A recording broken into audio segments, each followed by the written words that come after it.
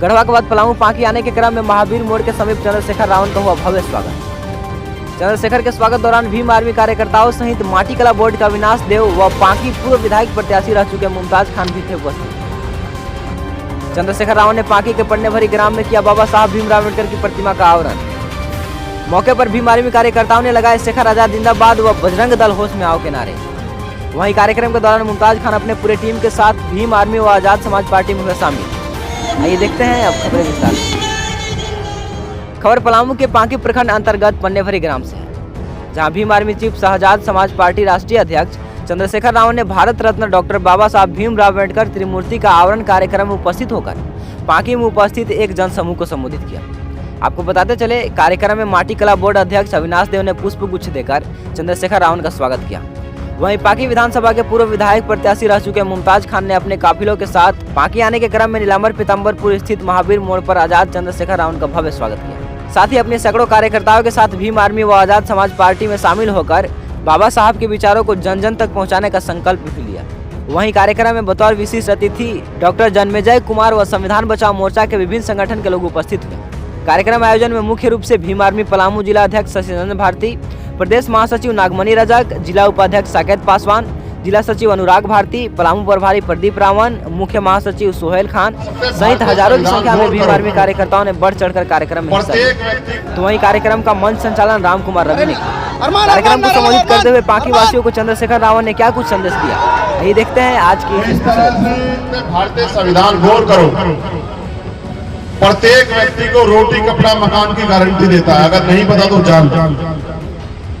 भारतीय संविधान इस देश में रहने वाले हर एक व्यक्ति को रोटी कपड़ा मकान की गारंटी देता है और सरकार की जिम्मेदारी है कि सरकार इन लोगों तक ये चीजें पहुंचाए। लेकिन आज की सरकारें चुनाव लड़ती है धन के दम पे और खूब पैसा खर्च करके खूब पैसा कमाती है और गरीब गरीब रह जाता है, अमीर अमीर होता जाता है। गरीबों को अगर अपनी समस्याओं को खत्म करना है तो अपनी ताकत बनानी पड़ेगी। और फिर जैसा एक मंच खड़े हो जाने के बाद सब लोग जो मंच पे बैठे एक दूसरे का हाथ पकड़ लो, ऐसे मजबूती से एक दूसरे का हाथ पकड़ लो, ऐसे एक दूसरे का हाथ पकड़ो, एक दूसरे का हाँ उठाओ, ऊपर हाथ उठाओ, ऐसे अपनी ताकत। अगर आप लोग दिल्ली के जो प्रधानमंत्री है उनको ऐलान करके कहा है कि जहां धरना चल रहा था वहीं चलेगा, ध्यान रखना प्रधानमंत्री, अगर कोई गलतफहमी है तो दूर कर लेना। मैंने कोई धन नहीं कमा रखा कि मैं इनकी सीबीआई ईडी इनकम टैक्स से डरूंगा। मैं तो खुद को बिठा के समाज को अपने पैरों पे खड़ा करने आया और जो गांव देहात में समाज रहता है उसमें राजनीतिक चेतना पैदा करने के लिए घूम रहा हूं कि आपके अंदर राजनीतिक चेतना पैदा, आपको समझ आए कि आपकी वोट लेके या आपकी आने वाली नस्लों को इस देश में गुलाम बनाने का प्रयास कर रहे हैं। कल का जो आपने संसद का उद्घाटन देखा, इन्होंने जब राष्ट्रपति जी को बनाया तो इन्होंने खूब प्रचार किया कि हमने देखो आदिवासी समाज की महिला को राष्ट्रपति बनाया, और कल जब उनके सम्मान की बात आई उनको न्योता भी नहीं भेजा। इस तरह से अपमानित करते हैं हमारे लोगों को। इन्होंने कहा हमने दलित राष्ट्रपति बनाया।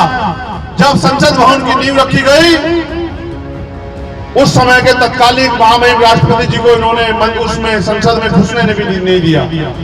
जब इन्होंने नींव रखी, ये हमारे लोगों को बोहरा बना के हमारी वोट को ठगना चाहते हैं। और मैं इसलिए कह रहा हूं, साहब ये कहा करते थे वोट दो धारी तलवार है, अगर दुश्मन को दी तो आपका इलाज निश्चित है और अपनों को दी तो आपकी परेशानियों का इलाज निश्चित है। आप तय कर लो कि आपको अपना इलाज करवाना है या अपनी परेशानियों का। मैं आखिरी बात कह के अपनी वाणी को विराम दूंगा कि बाबा साहब अम्बेडकर ने जो वोट का अधिकार हमें दिया है, इस वोट के अधिकार के साथ एक शक्ति उन्होंने हमें दी थी और उनका ये मानना था कि आने वाली पीढ़ियां इस शक्ति को समझ के अपनी ताकत का निर्माण करेंगे। मैं उनसे भी कहना चाहता हूं कि जो मांगे हम लोग उठाते हैं उनको मंचों पर उठाते रहा करो। हमने सरकार को 3 महीने का टाइम दिया था कि सबसे ज्यादा मॉब लिंचिंग कमजोर वर्गों लोगों के साथ झारखंड में हो रही है। सरकार ने वादा किया था चुनाव के साथ कि वो मॉब लिंचिंग पे कानून बनाएंगे। बताओ इस सरकार ने कानून अब तक क्यों नहीं बनाया मॉब लिंचिंग? अगर ये सरकार वास्तविकता में इन वर्गों के हितैषी है तो इन्होंने मॉब लिंचिंग पे कानून क्यों नहीं बनाया? और अगर हमारे भीम आर्मी के लोग अन्याय के खिलाफ लड़ने के लिए जाते हैं, यहाँ के अधिकारी हमारे लोगों पे झूठा मुकदमा करते हैं, मैं उन अधिकारियों को भी कहना चाहता हूँ कि संविधान के दायरे में रह के काम करो, क्योंकि अब यहाँ आजाद समाज पार्टी को भी राजनीतिक रूप से ताकत में लाने का काम कर रहे हैं। और याद रखना, जब यहाँ आजाद समाज पार्टी राजनीतिक रूप से काम करेगी, जो भांग से गुलाबी की बेड़ियां हमारे लोग काट के आजादी की तरफ आगे बढ़ते हुए जैसे आजादी की लड़ाई लड़ी गई थी, उसी तेजी से अपनी ताकत बनाने के लिए निकलेंगे। और इसीलिए ताकतवर बढ़ जाएंगे। ऐसे सीओ, एसपी, एसएसपी, डीएम जो हमारे लोगों पर झूठी कार्रवाई कर रहे हैं, इनको चैन से नहीं सोने देंगे हम लोग। जो संविधान के खिलाफ जाके हमारे लोगों को डराने धमकाने का, उन पर झूठी कार्रवाई कर रहे हैं, याद रखना, तुम पे इतने मुकदमे लगा के जेल भिजवाएंगे कि तुम्हारी जो आने वाली पीढ़ियां भी डर जाएंगी गलत करने से। हम संविधान को मानने वाले लोग हैं और संविधान के अनुसार ही हम लोग कार्य करते हैं। लेकिन अगर कोई हमें कमजोर समझने की भूल करेगा तो याद रखना, हम बाबा साहब अम्बेडकर के बच्चे हैं। याद रखना, हम भगवान बिरसा मुंडा के बच्चे हैं। दूध, छठी का दूध याद दिला देंगे, इस बात को याद रखना सब लोग। मैं आपको भी समझा रहा हूं, अपनी ताकत को समझो। ये लोकतंत्र है, इसमें जिसके पास वोट है वो सबसे ज्यादा ताकतवर है। चुनाव आएगा, ये आपके पैर पकड़ेंगे, आपके पैर छुएंगे, आपको खाना खिलाएंगे, शराब पिलाएंगे, आपको उपहार देंगे। किस लिए? ये आपसे प्रेम करते हैं? नहीं, ये आपकी वोट से प्रेम करते हैं। ये उसको लूटना चाहते हैं, ये उसको छीनना चाहते हैं, ये आपकी वोट से ताकतवर बनकर आपको उजाड़ना चाहते हैं। आप सोचो, कहां है जमीन आपके पास, कहां है रोजगार आपके पास, कहां है बिजनेस आपके पास, क्या है? समझो। और मैं स्पेशली उन लोगों से कहना चाहता हूं, कल मैं गढ़वा में था, वहां हमारे लोगों ने मुझे बताया कि एक मंत्री से यहाँ डरे हुए हैं लोग। अगर डरना है तो भारतीय संविधान से डरो। करना है वो संविधान से भी इसलिए डरो क्योंकि वो संविधान किसी की खिलाफत नहीं करता है, आपको बुराई से, अन्याय करने से रोकता है। इसलिए आदिवासी, अन्य धार्मिक अल्पसंख्यक, मुस्लिम, जैन, सिख, बौद्ध, ईसाई, पारसी, इनमें भाईचारा पैदा करो। इस देश में जो मजलूम है, जो जाति के आधार पर जिसको सताया जा रहा है, जिसको धर्म के आधार पर सताया जा रहा है, जिसको जो है पंथ के आधार पर सताया जा रहा है, वो सब मजलूम लोगों को इकट्ठा करो। नौजवानों के ऊपर ज्यादा जिम्मेदारी। आपने नीला पट्टा पहना है, इसका सम्मान रखो। आज नीला पट्टा क्रांति की निशानी है। जहां भी किसी के साथ अन्याय होगा वहां नीले पट्टे वाले खड़े दिखाई देंगे।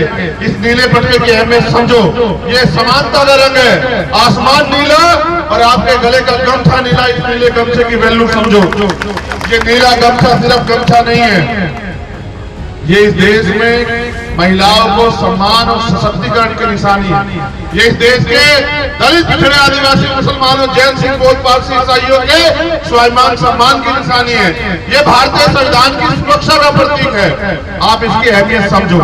आपके कंधों में जिम्मेदारी, आपको अपने समाज को आगे बढ़ाना है, आपको इस प्रदेश और देश में भारतीय संविधान को लागू कराना है, आपको संविधान की रक्षा सुरक्षा करनी है। ना होता संविधान, कोई आता भी नहीं आपकी बस्ती।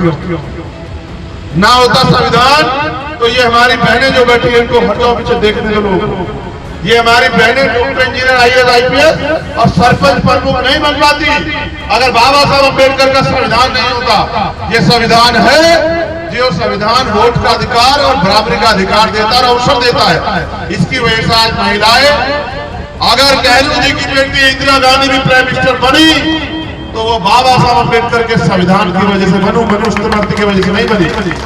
तो डॉक्टर, इंजीनियर, आईएएस, आईपीएस बनो, नेता बनो, अधिवक्ता बनो। उन बाबा साहब अम्बेडकर की विचारधारा पर चलने के बजाय आज हम उनकी मूर्तियों को पूजने का काम कर रहे हैं। हम अपने महापुरुषों की विचारधारा की सबसे ज्यादा हत्या कर रहे हैं। दुश्मन सीख ले रहा है, दुश्मन किसी मूर्ति को नहीं पूज रहा है। दुश्मन पढ़ रहा है, लिख रहा है, विदेश में जाके पढ़ लिख रहा है और अपनी राजनीतिक, सामाजिक, आर्थिक ताकत बना रहा है। और हम अपने महापुरुषों की विचारधारा के विपरीत खड़े हो रहे हैं। आपको भले ही मेरी बात कड़वी लगे, लेकिन आप मेरी बात को याद रखना, प्रैक्टिकल बता रहा हूं। आप बाबा साहब अम्बेडकर की जयंती के अलावा इस मूर्ति के पास कभी खड़े भी नहीं होंगे। देख लेना पूरे साल भर, मेरी बात को याद रखना। क्या तो आप इस मूर्ति पे आएंगे जब बाबा साहब अम्बेडकर की जयंती होगी या उनका परिनिर्वाण दिवस होगा। इन दो तिथियों में आके आप इनको माला चढ़ाओगे और 363 दिन इनकी विचारधारा के खिलाफ काम करोगे। ऐसे कामयाब नहीं हो सकते। अगर आपने बाबा साहब अम्बेडकर की मूर्ति लगाई है तो आपकी जिम्मेदारी बनती है कि रोज आप इसके सामने खड़े होकर संकल्प लो कि जब तक हम बाबा साहब अम्बेडकर का अधूरा सपना पूरा नहीं करेंगे हम लोग चैन से नहीं बैठेंगे। तब तो इस बाबा साहब अम्बेडकर की मूर्ति को लगाने का फायदा है। और अगर आप ये मूर्ति लगा के सब कुछ इसके भरोसे छोड़ दो कि ये मूर्ति सब कुछ करेगी, तो मूर्ति से आपकी तरक्की नहीं हो सकती है, मूर्ति से आपका भला नहीं हो सकता है, मूर्ति से आपकी राजनीतिक ताकत नहीं बन सकती है, मूर्ति से आपके बच्चों को रोजगार नहीं मिल सकता है। हमें महापुरुषों का चरित्र पकड़ने की जरूरत है, चित्र पकड़ने की जरूरत नहीं। जैसी मूर्ति ये है ऐसी तस्वीरें आपके फोन में और आपके घरों में होंगी बाबा साहब की। लेकिन आप ये बताओ, क्या आप बाबा साहब के दिखाए रास्ते पे चल पा रहे हो? सम्मानित बहनों, भाइयों, बुजुर्गों, नौजवान साथियों, जब तक हम अपने महापुरुषों को पढ़ेंगे नहीं, जब तक हम उनकी बात को समझेंगे नहीं, जब तक हम उनके रास्ते पे चलेंगे नहीं, तब तक महापुरुषों के का जो संघर्ष है हम उसको जान ही नहीं पाएंगे, हम उनके जीवन को आत्मसात ही नहीं कर पाएंगे, उस रास्ते पे चल ही नहीं पाएंगे। हमारे यहाँ बहुत से महापुरुष जन्मे, बहुत सारे ऐसे महापुरुषों के नाम बताऊंगा आप जानते भी नहीं होंगे। जैसे सर छोटू राम, आज जिनकी पुण्यतिथि है, भारत के एक जबरदस्त ऐतिहासिक प्रधानमंत्री है चौधरी चरण सिंह जी। इसलिए आज उनकी क्योंकि पुण्यतिथि, इसलिए उनका आज नाम ले रहा हूं आपके सामने, क्योंकि उनकी वजह से बाबा साहब अम्बेडकर, सर छोटू राम और उनके बाद चौधरी चरण सिंह जी की वजह से भूमि सुधार हुआ।